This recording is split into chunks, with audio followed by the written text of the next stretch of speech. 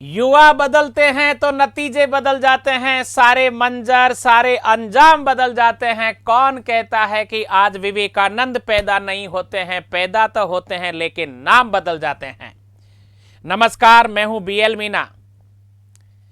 प्रिय विद्यार्थियों, भारत के युवा साथियों, पूरे विश्व में आज विवेकानंद की तरह हमारे बहुत सारे युवाओं ने हर क्षेत्र में अपने ज्ञान का परचम लहरा रखा है।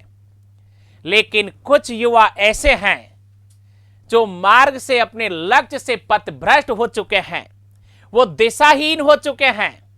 अपने लक्ष्य को त्याग करके वो अनैतिक अमर्यादित कार्यों में चले गए हैं। इसीलिए आज 12 जनवरी को जो युवा दिवस है, किस प्रकार से एक सामान्य बालक ने पूरे विश्व पर अपने ज्ञान का लोहा मनाया था। प्रिय विद्यार्थियों, युवा साथियों, दोस्तों, आज हम ध्यान देंगे बचपन से लेकर अंतिम समय तक विवेकानंद की वो जीवन यात्रा जो आज भी विश्व में सर्वश्रेष्ठ मानी जाती है। आइए और चलते हैं सीधे विवेकानंद के पास, जहां क्या दृढ़ संकल्प था, क्यों पूरी रात एक किताब को पूरी को पढ़कर याद कर लेते थे, जो पढ़ते थे वो पूरा याद कैसे हो जाता था, कैसे उनके ओजस्वी भाषण हुआ करते थे। एक एक बात को आज आपको समझना है, अपने जीवन में उतारना है, संकल्पवान बनना है, दृढ़ निश्चय बनना है और अपने लक्ष्य को प्राप्त करना है। आइए तो देखिए, विवेकानंद के माता पिता वही माता पिता हैं जो हमारे माता पिता जैसे होते हैं। सामान्य परिवार है, कोई बहुत बड़ा परिवार नहीं था। विवेकानंद का पालन पोषण बचपन किस तरह का बीता? हमारी ही तरह बीता। यहां उनका जन्म हुआ था। देखिए, ये वो घर है जहां विवेकानंद का जन्म हुआ था। अब देखिए, जिस तरह से हमारा बचपन था, आपका जो बचपन है, ऐसे ही विवेकानंद का बचपन था। वो नटखट थे, शरारती थे, बदमाश थे, छोटी छोटी बातों में खेला करते थे, जो आज हमारे गांव के बच्चे, शहर के बच्चे खेलते हैं। हम छोटे छोटे कीड़ों को पकड़ने भागते थे, सर्प सांपों को पकड़ने भागते थे। देखिए, विवेकानंद भी सांपों के पीछे भागा किया करते थे। बचपन किस तरह का था? देखिए, सामान्य विद्यार्थी थे ये विवेकानंद है, और देखो ये सांप से खेलना चाहते हैं। सामान्य माँ और सामान्य बालक देखिए, लेकिन इनके पास कुछ था तो वो अलग था। इनके पास कुछ था तो वो अलग का था। वो था माय डियर फ्रेंड, चिंतन था, कुछ करने की जिज्ञासा थी। वो कुछ करने की जिज्ञासा आपको आज मैं बताने वाला हूं कि आपको वो करना है जिसको करने से फिर आपका लक्ष्य हासिल होता है। ये है इनका चिंतन और मनन। देखिए, सामान्य आपने बचपन देखा, अब आप आगे की तरफ बढ़ते हैं। अब क्या है ये चिंतन और मनन? तो प्रिय विद्यार्थियों, युवा साथियों, हमारा क्या उद्देश्य होना चाहिए विद्यार्थी जीवन में? हमारा उद्देश्य होना चाहिए एकाग्रचित्त रह करके पढ़ाई करना।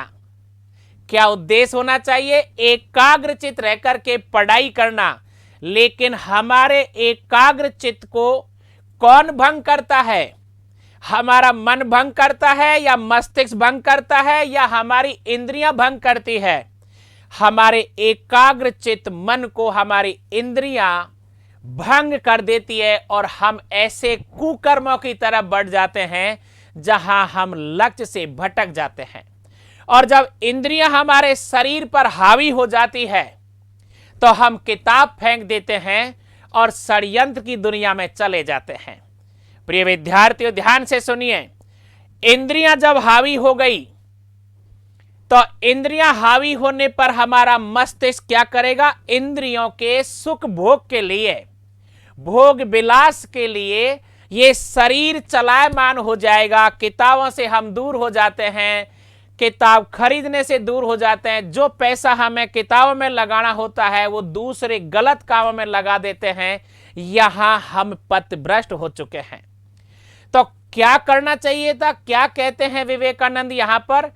पढ़ाई करनी है तो एकाग्रचित्त होना पड़ेगा, और एकाग्रचित्त होने के लिए हमें ध्यान में जाना पड़ेगा, और ध्यान के लिए हमें योग में जाना पड़ेगा। योग के लिए हमें मेडिटेशन करना पड़ेगा। जैसे ही आप मेडिटेशन करोगे, लक्ष्य आपके लिए मजबूत हो जाएगा, आप दृढ़ संकल्पवान बन जाओगे। जिस दिन आप दृढ़ संकल्पवान बन जाओगे अपने लक्ष्य के प्रति, तो आपका संपूर्ण शरीर, आपका मन, आपका मस्तिष्क, आपकी समस्त इंद्रिय अर्थात पूरा शरीर सिर्फ एक काम पर ध्यान देगा। जिस दिन आप एक काम पर ध्यान दोगे, उस दिन आपकी फतेह ही फतेह होगी, विजय ही विजय होगी। निश्चित रूप से विवेकानंद अपन सबको यही सिखा रहे हैं। चलिए आगे की तरफ। ये है वो चिंतन और मनन। देखिए, मन तो दोबारा भी भटकेगा। जैसे ही भोग विलास की वस्तु हमारी आंखों के सामने आती है तो हमारा मन तो भटकता ही है। विवेकानंद यहां क्या कह रहे हैं? चिंतन करो, मनन करो, लेकिन कब तक करो? जब तक करो जब तक आप इंद्रियों पर विजय प्राप्त नहीं कर लेते। और हमारा विजय प्राप्त करने का उद्देश्य है कि आप जिस नौकरी के लिए फॉर्म भरते हो वो आपको मिलनी ही चाहिए। बार बार चिंतन मनन करो, बार बार प्रैक्टिस करो, बार बार लिखो, बार बार नोट्स बनाओ, बार बार याद करो। माय डियर फ्रेंड, जब आपको ज्ञान की प्राप्ति हो गई, जो आपका सिलेबस है वो आपको याद हो जाएगा। कोई भी टीचर ऑब्जेक्टिव सवाल देगा, आप सब्जेक्टिव सवाल कोई देगा, जब आप पढ़ी लोगे, उनको हल कर लोगे, तो नौकरी तो तुम्हारे कदमों में आएगी। लेकिन इसके लिए आपको बार बार चिंतन करना है, बार बार पढ़ना है। थोड़ी सी भी असफलता से कभी विचलित नहीं होना है, क्योंकि ये बहुत छोटी बात है। असफलताएं तो बहुत छोटे हमारे जीवन के हिस्से हैं। सफलताओं की ओर बढ़ने के लिए असफलताएं तो हमारी सीढ़ियों का काम करती है, इसलिए घबराएंगे नहीं। बार बार लक्ष्य की ओर बढ़ते रहेंगे, चिंतन करेंगे, बार बार लिखेंगे, अच्छे नोट्स बनाएंगे, अच्छी प्रैक्टिस करेंगे और आगे बढ़ेंगे। एक दिन सफलता हमें मिलेगी। अब देखिए, एक छोटा सा दृश्य समझाता हूं, आपको ध्यान से समझना। असफलताएं तो सबको मिलती है, लेकिन असफलताओं से विचलित होने के बाद हम हमारे लक्ष्य से दूर हो जाते हैं। वहां विवेकानंद क्या समझाना चाहते हैं? देखिए क्या हुआ।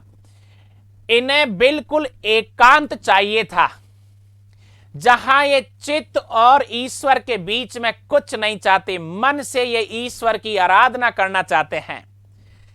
ये आप जो देख रहे हैं, लगभग समुद्र के किनारे से 1.5-2 किलोमीटर दूर है। एक पत्थर है पहाड़ी नुमा। जब ये ऐसा नहीं बना था, ये तो विवेकानंद का कमाल है जो भारत सरकार ने बनाया है। क्या हुआ, विवेकानंद के दोस्त जितने भी थे, उनसे विवेकानंद ने कहा कि मैं वहां उस पर्वत पर, उस पहाड़ पर, समुद्र के ऊपर जो पत्थर है, वहां अकेला बैठना चाहता हूं, जहां मुझे किसी भी प्रकार की कोई विघ्न बाधाएं नहीं हो। लेकिन माय डियर फ्रेंड, विवेकानंद तैरना नहीं जानते। अब वहां पहुंचने की नाव होती है, लेकिन उन दिनों में भारत में क्या था, यहां इस पत्थर पर, यहां इस पहाड़ पर पहुंचने के लिए केवल अंग्रेजों को ही सुविधा थी नावों में जाने की। कोई भी भारत का व्यक्ति नाव का इस्तेमाल नहीं कर सकता।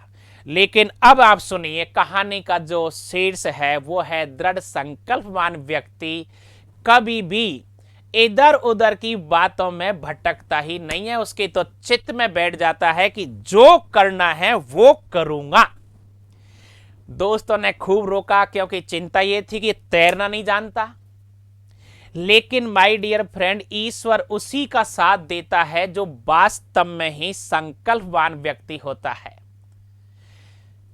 विवेकानंद तैरना भी नहीं जानते थे, लेकिन रात हुई, सब दोस्त सो गए और वो खाट में से उठे, गद्दा रजाई फेंके और वो उस पानी में कूद गए। अब आप तैरना जानते या नहीं जानते? क्या मीरा को अनुभव था बहुत ज्यादा कि वो जहर पीकर अमृत बदल देती है? नहीं माय डियर फ्रेंड, ये तो ईश्वर की ही लीला है। जो संकल्प शक्तियां होती है, वो ईश्वर उनसे दोस्ती करता है।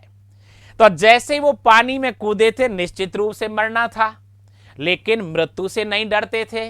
तो यहां ईश्वर ने उनका हाथ पकड़ा होगा, उनको तैरना सिखाया होगा, और कैसे 1.5 किलोमीटर विवेकानंद यहां पहुंचे और माय डियर फ्रेंड यहां जाकर उन्होंने चिंतन मनन किया। अब आज ये स्थान पूरे विश्व के लिए, देखो पूरी दुनिया के लिए एक तीर्थ स्थल हो चुका है, पर्यटन स्थल हो चुका है। हर व्यक्ति यहां पहुंचता है और विवेकानंद को याद करता है। इस तरह से देखो पानी में तैरते हुए विवेकानंद यहां पर पहुंच गए। आगे तो क्या हुआ, ये दृढ़ संकल्पवान बात हुई। प्रिय विद्यार्थियों, इतने दृढ़ संकल्पित हो जाओ अपने लक्ष्य को लेकर के, पूरे शरीर को खपा दो उस लक्ष्य के प्रति। इंडिया में आप आईएएस टॉप कर सकते हो, राजस्थान में आप आरएस टॉप कर सकते हो, हर नौकरी में आप फतह प्राप्त कर सकते हो, हर बिजनेस में सफलता प्राप्त कर सकते हो, हर रिश्ते में आप अच्छा सब कुछ प्राप्त कर सकते हो। लेकिन करना क्या है, आपको दृढ़ संकल्पवान होना है। कैसे? विवेकानंद की तरह। ओके, विवेकानंद चिंतन मनन करने लगे, लेकिन उन्हें किसी न किसी गुरु की आवश्यकता होती है। आज हमारा विद्यार्थी पथभ्रष्ट कौन हो रहा है? जो अच्छे शिक्षकों के पास नहीं है, गलत संगत में है, कुसंगत में रहता है। अंततः अच्छे शिक्षकों के पास होगा, अच्छे दोस्तों के साथ में, अच्छी मंडली के साथ रहेगा, वो विद्यार्थी निश्चित रूप से गलत नहीं होगा। ऐसे ही विवेकानंद ने तप तो किया, लेकिन वो ईश्वर को जानना ही चाहते थे, वो ईश्वर से बात करना चाहते थे और पहुंच गए माय डियर फ्रेंड रामकृष्ण से मिलने। अब जैसे ये रामकृष्ण से मिलने गए थे, इनकी पहली मुलाकात हुई थी, तो इन्होंने जाके क्या कहा? क्या आपने ईश्वर देखा है? मतलब विवेकानंद ने रामकृष्ण परमहंस से कहा, क्या आपने ईश्वर देखा है? तो हर गुरु विद्यार्थी के मन की भावनाओं को समझ जाता है कि ये कितना जिज्ञासु प्रवृत्ति का बालक है। यहां रामकृष्ण परमहंस ने कहा, हां मैंने ईश्वर को देखा है, जैसे मैं तुझे देख रहा हूं। अरे वाह, तो मुझे ऐसे ईश्वर से मिलना है, मैं ईश्वर को देखना चाहता हूं। ये बात माय डियर फ्रेंड कलकत्ता की है। तो रामकृष्ण ने कहा कि ठीक है, आप जाइए मंदिर में अंदर, वहां ईश्वर बैठ मिलेगा, आपको जो बात करनी है कर सकते हो। ऐसी स्थिति में विवेकानंद अभी तो मंदिर में नहीं गए, कुछ परिवर्तन हुआ यात्रा में और वापस अपने घर आ गए। इसी बीच विवेकानंद के घर में बड़ा संकट आया। प्रिय विद्यार्थियों, हमारे घरों में जब संकट आता है, हमारे जीवन में जब संकट आता है, तो हम घबरा जाते हैं। सबके घर में संकट आता है, सबकी जिंदगी में संकट आता है। विवेकानंद के घर में संकट आया कि अचानक पिता की मृत्यु हो गई। और माय डियर फ्रेंड, भारत के युवा साथियों, जिस तरह से आज हमारे घर में संकट आता है, ऐसे ही विवेकानंद के घर में संकट आया था। रोटी के लाले पड़ गए थे, रोटी नहीं मिल रही थी, मां बीमार हो गई थी और भाई बहन भी बीमार हो गए थे। ऐसी स्थिति में विवेकानंद को वो बात याद आई। कौन सी? रामकृष्ण परमहंस की वो बात कि ईश्वर आपसे बात कर सकता है। यदि आपको ईश्वर से बात करनी है तो आप मंदिर में अंदर जाइए। विवेकानंद वापस रामकृष्ण परमहंस के पास आए और उनसे कहा कि मुझे ईश्वर से कुछ मांगना है, मेरे परिवार पर बड़ी विपत्ति आई हुई है, मुझे आप भेजिए। तो जैसे ही वो विवेकानंद जैसे ही ईश्वर के पास, ये संकट है, ये इनके पिताजी है, इनकी मृत्यु हो गई थी, और जैसे ही वो अपने परिवार के संकट को हल करने के लिए ईश्वर के पास जाते हैं, तो रामकृष्ण परमहंस उनसे कहते हैं, ठीक है जाइए, आप अपने परिवार का जो संकट है वो मांग लेना। जैसे ही वो गए, काली मां के मंदिर में प्रवेश किया, तो अचानक उनकी स्मृति में, उनके मस्तिष्क में एक ऐसी शक्ति का ओज आ गया कि वो, माय डियर फ्रेंड, भारत के युवा साथियों, वो भूल गए अपने परिवार के संकट को हल करने की कोई बात मांगना। अर्थात वो तो ईश्वर से मांगना ही भूल गए कि मुझे क्या मांगना है। जैसे ही वो तो काली के मंदिर के पास अंदर गए और जैसे ही उनको एक प्रकाश सा ओज दिखा, तो उन्होंने वहां जाकर के क्या मांगा? ज्ञान दो, वैराग्य दो और विवेक दो, और वापस आ गए। रामकृष्ण ने कहा कि मांग लिया? हां, मांग लिया। क्या मांगा? कि ज्ञान दो, वैराग्य दो, विवेक दो। कि आपने परिवार के लिए तो कुछ मांगा ही नहीं था, आप तो इसलिए गए थे। दोबारा रामकृष्ण ने उनको भेज दिया। जैसे ही मंदिर में परिवार का संकट था, भूल गए और फिर वापस मांगा, ज्ञान दो, विवेक दो, वैराग्य दो। फिर आकर के गुरुजी से कहा, गुरुजी ने कहा वापस और जाइए, जो मांगना है वो मांगिए, जिस चीज के लिए आप आए थे वो मांगिए। तीसरी बार गए, फिर वही बात, ज्ञान दो, विवेक दो, वैराग्य दो। प्रिय विद्यार्थियों, विवेकानंद 3 बार अपने गुरु ने भेजे थे, लेकिन वो परिवार के संकट को तो भूल गए और मांग बैठे परमात्मा से ज्ञान, मांग बैठे परमात्मा से विवेक, मांग बैठे परमात्मा से वैराग्य। क्या मांगना था, लेकिन जहां ईश्वर ने कुछ अलग ही व्यवस्था कर रखी होती है। किसके लिए करते हैं? दृढ़ संकल्प व्यक्ति के लिए, जो दुनिया बदलने की हैसियत रखता है। आप भी बदलने की हैसियत रखते हो। निश्चित रूप से आप कलेक्टर बन करके अपने जिले को बदल सकते हो। निश्चित रूप से आप पुलिस ऑफिसर बन के अपने जिले के लॉ एंड ऑर्डर में सब कुछ अच्छा कर सकते हो। आप commissioner income tax, commissioner customs, SDM, tehsildar बनकर सब कुछ कर सकते हो। एजुकेशन में यूनिवर्सिटी के प्रोफेसर बन के सब कुछ कर सकते हो। टीचर बन के कुछ कर सकते हो। हर विषय में आप कुछ भी कर सकते हो, लेकिन आपका इरादा बड़ा होना चाहिए। विवेकानंद का भी इरादा आपकी तरह अपने घर परिवार के संकट को लेकर था, लेकिन ईश्वर ने कुछ और सोच रखा था। आपके लिए भी ईश्वर अच्छा सोच के रहता है, लेकिन दृढ़ संकल्पवान बनकर रहिए प्रिय विद्यार्थियों, युवा साथियों। अब क्या हुआ?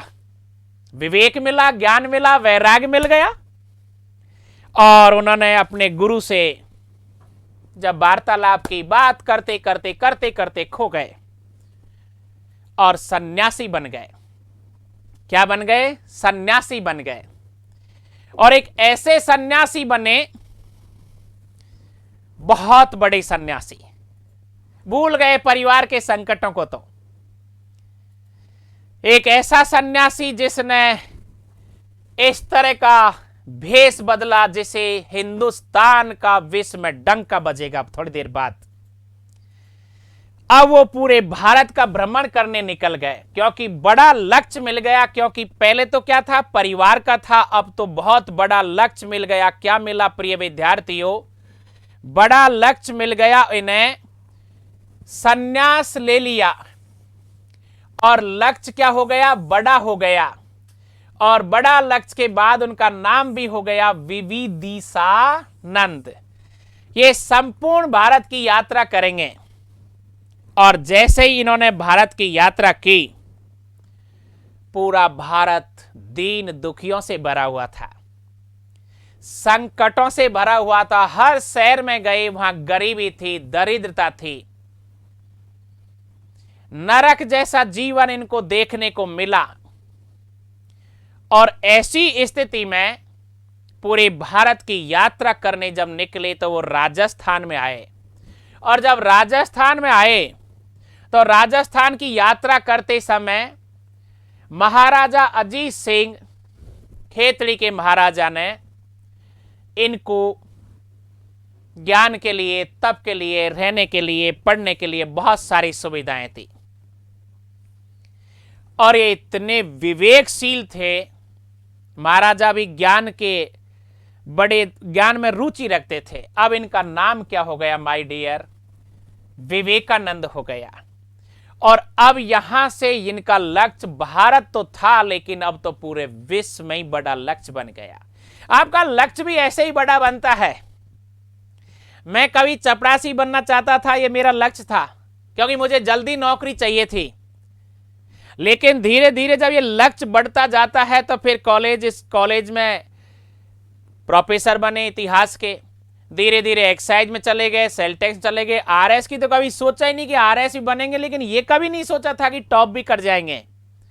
तो आप अपने लक्ष्य को जिस दिन बड़ा बना लोगे, लक्ष्य आपका निश्चित रूप से आपको मिलता जाएगा। जो विवेकानंद परिवार की समस्याओं में खो गया था, लेकिन अब वो विश्व का सबसे महान व्यक्ति कैसे बनता है। तो चलते हैं आगे की यात्रा में प्रिय विद्यार्थियों, कि अब ये हिंदुस्तान के वो महान सपूत बन गए, हिंदुस्तान के वो विवेकशील व्यक्ति बन गए कि आने वाले समय में ये 1893 के आसपास की घटना है। पूरे विश्व में धर्म पर चर्चा होने वाली थी, और धर्म पर चर्चा होने वाली थी तो एक धर्म सम्मेलन की शुरुआत हुई। वो था अमेरिका के शिकागो शहर में।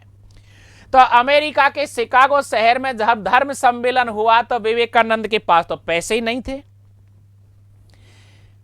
मैं बार बार तुमसे यही बात कहता हूं कि हमारे बहुत सारे युवा साथी, बहुत सारे विद्यार्थी हमेशा पैसे को लेकर के, आर्थिक संकट को लेकर के लक्ष्य से भटक जाते हैं। नहीं भटकना है। अंबेडकर को भी देखो कहीं न कहीं सहयोग मिला था, विवेकानंद को भी कहीं न कहीं सहयोग मिला था। हर बड़े व्यक्ति को सहयोग मिलता है, हर छोटे व्यक्ति को भी सहयोग मिलता है। मुझे भी बहुत बार दूसरी जगह से ही सहयोग मिला था, आपको भी आज सहयोग करने वाले सब हैं, और हम हैं, मैं हूं। लेकिन आपका लक्ष्य बड़ा होना चाहिए प्रिय विद्यार्थियों। आप बिल्कुल छोटी चीजों से दूर हो जाइए कि ये नहीं मिलता है, वो नहीं मिलता है। बहानेबाज का कोई साथ नहीं देता है। आपकी मेहनत जो है, यदि आप मेहनत करके दिखाते हो तो आपके लिए चारों तरफ सहयोग करने वाले मिल जाते हैं। जैसे यहां इनकी अर्थव्यवस्था को मजबूत किया गया था, बहुत सारे राजा महाराजाओं ने सहयोग किया था, दोस्त और साथियों ने सहयोग किया था प्रिय विद्यार्थियों। और ये जापान, चीन, कनाडा होते हुए अमेरिका के शिकागो में पहुंच गए। अब देखना संकट क्या होता है जीवन में। संकट हमें ही नहीं आता, संकट आपको ही नहीं आता। विवेकानंद का संकट देखिए क्या था। आप जब परीक्षाओं के फॉर्म भरते हो, एग्जाम देते हो, एग्जाम में लेट हो जाते हो, या कभी कभार प्री में फेल हो जाते हो, ये संकट ही तो है। जैसे ही विवेकानंद शिकागो गए थे तो उनको वहां बहुत ऐसे कागजों से गुजरना था, जैसे हम आज हमारे जाति प्रमाण पत्र लगाते हैं, अटेस्टेड वाले फॉर्म लगाते हैं, छोटी छोटी चीजों से हमारे फॉर्म रिजेक्ट हो जाते हैं। शिकागो में विवेकानंद को भी बहुत सारे कागजों की जरूरत थी जो उनके पास नहीं था, और अब वो बोल भी नहीं सकते थे, उनको वापस आना था। लेकिन देखिए, दृढ़ संकल्पित आदमी पूरी रात जगकर काम कर लेता है। उनको वो सब कागज बनाने की सुविधा उनसे मिली जो उनके चेहरे को देख करके भांप रहे थे कि ये सामान्य व्यक्ति नहीं है। कागज भी बन गए, कागज भी बन गए। और विवेकानंद का जब बोलने का समय आया था तो एक मजाकिया लहजे में, एक बड़ी हीनता की भावना से वहां के जितने भी जजमेंट थे, मैनेजमेंट था, बड़ी हीनता से मजाकिया लहजे में कहा कि ठीक है, इनको भी बोलने का थोड़ा अवसर दिया जाए। यूं मजाकिया लहजा था, क्योंकि वहां तो भारत की कोई पूंछ ही नहीं थी। लेकिन उन्हें क्या पता शिकागो वालों को कि राम और कृष्ण का भारत, ये बुद्ध और महावीर का भारत, ये हनुमान और शंकर का भारत, ये कबीर, नानक, तुलसी, रैदास, मीरा का भारत, और ये गांधी का भारत जहां विवेकानंद था। जैसे ही अवसर मिला प्रिय विद्यार्थियों बोलने का, और पहला शब्द जब बोला तो कोई सोच नहीं सकता था कि इतनी ताड़ियां पिटेगी। लगातार जब ताड़ियों की गड़गड़ाहट शुरू हुई और विवेकानंद का वो ओजस्वी भाषण, पूरा विश्व चकित रह गया था। ये था वो ज्ञान दो, ये था वो वैराग्य दो, ये था वो विवेक दो। तो प्रिय विद्यार्थियों, मैं आपको आज युवा दिवस पर विवेकानंद की वार्तालाप के माध्यम से आपको समझा रहा हूं। आज हमारे बहुत सारे युवा विद्यार्थी गरीब हैं, लेकिन वो आईएएस टॉप कर जाते हैं। बहुत सारे विद्यार्थी नीट टॉप कर जाते हैं, बहुत सारे विद्यार्थी आईआईटी टॉप कर जाते हैं, कोई क्लैट टॉप करता है।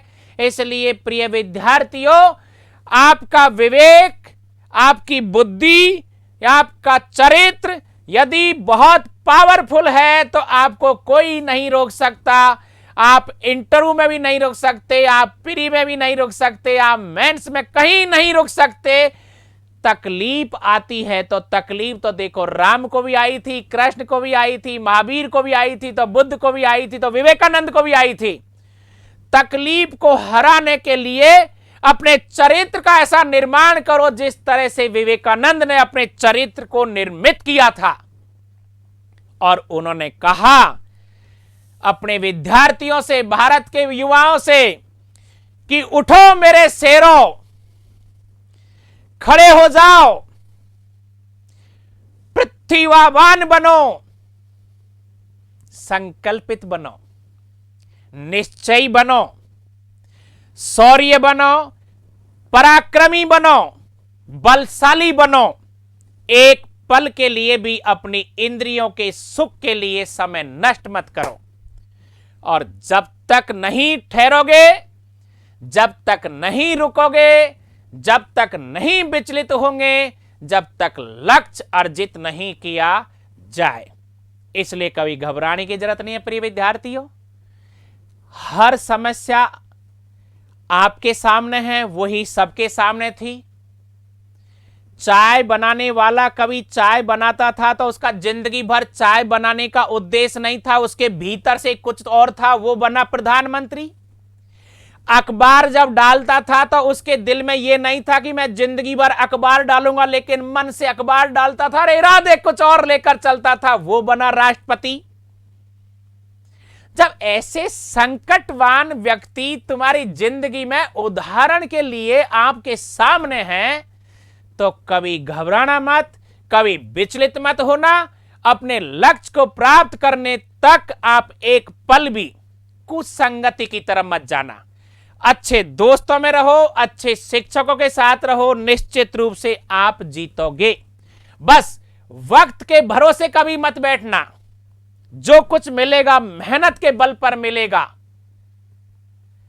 कभी भी अंधविश्वासों में मत रहना। जो भी कुछ मिलेगा मेहनत से मिलेगा। किस्मत वालों को नहीं मिलता है, क्योंकि वो किस्मत के सहारे खड़े रहना चाहते हैं। सिर्फ आप अपनी मेहनत करो, और ऐसी मेहनत करो कि लगातार एकाग्रचित रहो, ध्यान करो, योग करो, मेडिटेशन करो, लगातार पढ़ाई करो, पढ़ाई करो, पढ़ाई करो, अच्छे नोट्स बनाओ, अच्छे नोट्स बनाओ, अभ्यास करो, प्रैक्टिस करो। आप आईएएस बनोगे, आईपीएस बनोगे, आईआरएस बनोगे, आरएस बनोगे, एसडीएम बनोगे, तहसीलदार बनोगे, डिप्टी बनोगे। हर नौकरी तुम्हें मिलेगी, हर व्यवसाय में आप आगे बढ़ोगे। Thank you very much. धैर्य से सुनने के लिए एक बार और आपको युवा दिवस, विवेकानंद जयंती पर बहुत बहुत बधाई और शुभकामनाएं।